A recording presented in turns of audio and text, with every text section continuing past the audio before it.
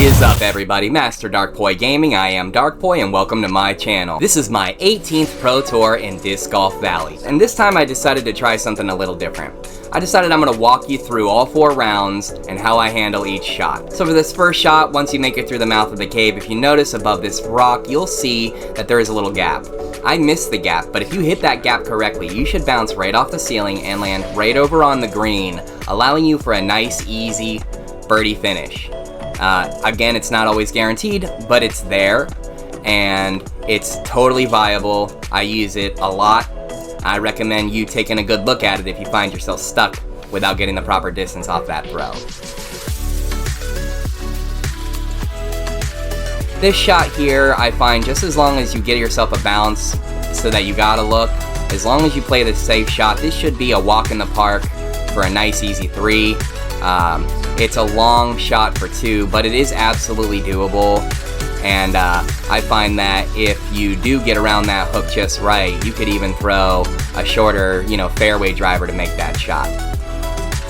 On this one, I like to try a couple different ways. My favorite way to go off the tee here is to get a nice solid bounce so I land over by the bridge. Now, I got kicked off, I didn't throw it right, and so I had to do this scramble shot instead. And what I find with the scramble shot, if you don't have a fairway like a 9 or a 10 speed, that's a big skip, you really should, in my opinion. I think that it makes for a great scramble disc, as well as like a 100 to 120 meter bounce ace disc. But yeah, you should probably think about that.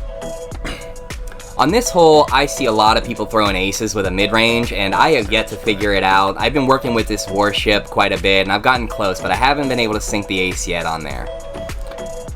Here, it's really a choice. If you have a long-range water skip, you can make it over there very easily, but with the wind pumping, if you don't throw it right, you can find yourself in a similar scenario as I did here, and not getting the putt right, you could miss an easy eagle opportunity.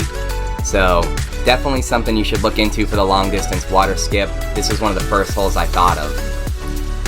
Here, I find that you can run for the ace. It's super dangerous, in my opinion. I haven't dialed in the ace run for that yet, so I like to typically throw some sort of mid-range just to get over to the island safely to protect myself from the water. Here, this is another example of how you can use a fairway driver with big skip to get more distance to play safer shots. Now, I've thrown that Vandal and parked underneath the basket, and I've also thrown the Vandal and been way too short, so it's a gamble, but it's definitely an option for you. I see a lot of people trying to throw hook shots around the island. Besides this little bitty guardian tree that I clearly hit, it's actually relatively safe to just throw over the hill right in the middle. You can find yourself landing directly where I just landed, but off the first shot. So definitely get out there, practice that one. You'll see that you can save yourself many strokes there.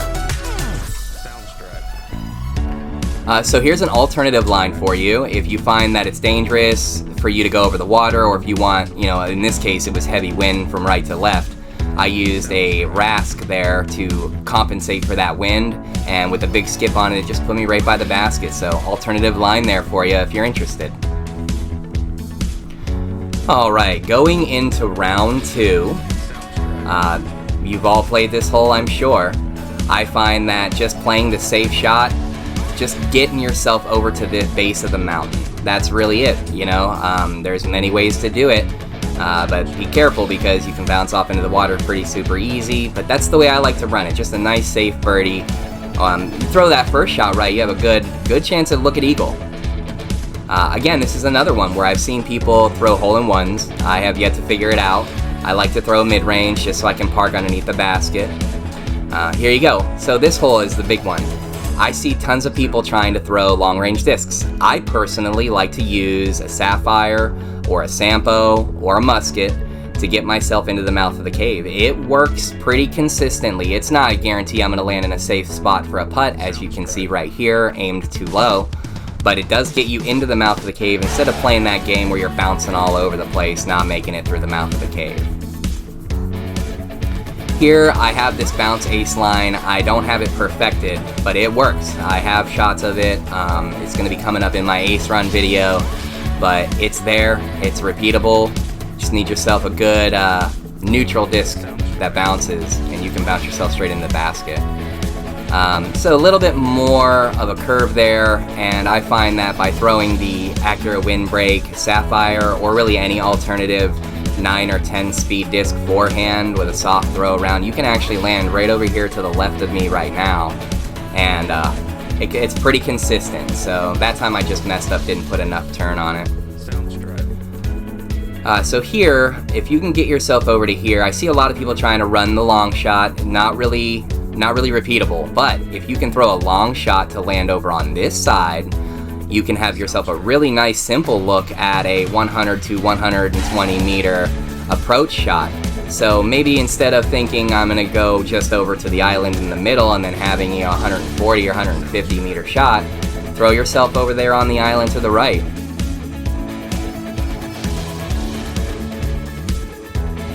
Here, I find that a 10 speed will get you right over the island. Unfortunately, I clipped at the top of the bridge there and it sent me into OB, but a nice soft forehand 10 speed will get you right around there. I see tons of people going for this line. I noticed it first by visiting Disc Golf Valley Tips by Alf, the Disc Golf Valley Tips player page. Anyway, I saw on his page first, I know other people were doing it, he was able to figure out an ace run, or a line from the tee-pad that hooks all the way over to, and again makes the Mando and lands safely over there on the left. It's pretty amazing. So you see here, I smacked in this rock. I was really kind of hoping to throw a flex shot. It didn't work out the way I had hoped. Ended up sailing an OB. That was the very first time I ever landed on that side in front of that rock in a way that I just felt like I didn't have a shot to scramble over for a nice safe approach, which is why I took the risky line. I was like, maybe I can just fade over there. Didn't quite work. But if there's one thing I learned playing in the gold division, it's that the people that you play with are extremely good. So you have to be able to go for risky shots. Just playing safe is not going to get you in the top tier. Alright, so there's a Vandal big skip. I threw it, 9 speed. It got me over to the mouth of the cave with a big skip, bounced me up and in for a nice easy birdie shot. So there's a second example of how you can throw a shorter range disc with the big skip. You'll see I use the Vandal with the big skip a lot. I also use the Sampo with big skip, and I find that those fairway drivers with the big skip are great clutch discs. I cannot stress it enough. So I find here, if you throw a relatively neutral disc forehand, you can clear that little tunnel. I know people like to go to the right. I personally don't like to, but to each their own on that one. I see it consistently being used both ways.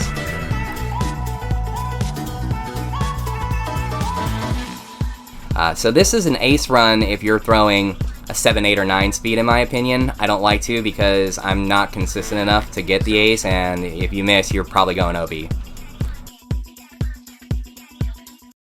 So I've been trying to work this driver line out. I did not do it today because it's just too inconsistent for me, but if you hook your shot over to the left, like if you look your view over to the left, you can climb over this mountain with a single shot. It's a little touchy, but it does work well for an easy eagle look. There's really not much to say about this hole. I've tried every which way to get the easy eagle look, and in my opinion, there just isn't one. You just gotta throw to an island and throw to the basket. It is makeable from both islands into the basket relatively easily if you have good shot, so take that for what it is. Here's another one I've seen people ace. I have yet to ace it, but I have a feeling it's coming, because just chucking a 5 speed over there is going to get you the distance you need. So really it's just about dialing in the accuracy. I have 2 separate lines I like to use here. This is the forehand line I use. I use the Understable Essence because it creates a very minimal fade, which I like for the ace run here, but I also will throw a backhand mid-range right around the trees, and next time I get it up there I'll point it out. So this ace run I really enjoy. It's hard to get, in my opinion, like every single time, but I love the fact that there's this downhill shot that's a close shot, because it really gives you an opportunity to work on your ace run skills when you're throwing putters. Like far, in my opinion. At least for me. Here's another bounce ace run possibility. I have hit this exact line before. It's just about getting that fade right.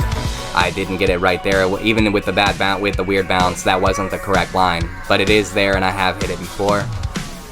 This is the one and only almost water skip ace that I've ever had, not on this run. I try to replicate it all the time. It's so inconsistent, but I try it every single time, and more often than not I find myself losing a stroke, so I don't think I have that one dialed in just quite yet.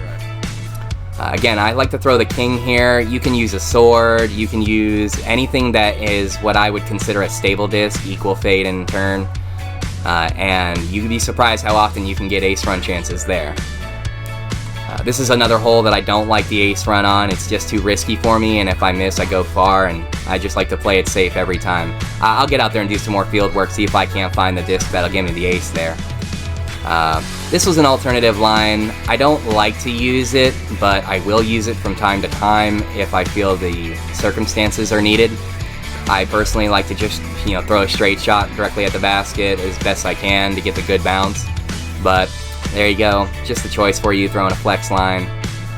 Didn't get this one right. I needed to add more of a hyzer angle there. And then with the wind, I really thought it was going to push me more, like lift me and push me more, but it didn't. And that's something that I've been working on lately, is how to adjust for the wind lift and push, because in my opinion, it's not always easy to predict. Here's a great line. If you got a bounce disc and you can land flat on that top space there, you will bounce potentially all the way down to where the basket level is. I've done it many times. It's not, in my opinion, it's not consistent, but it's there.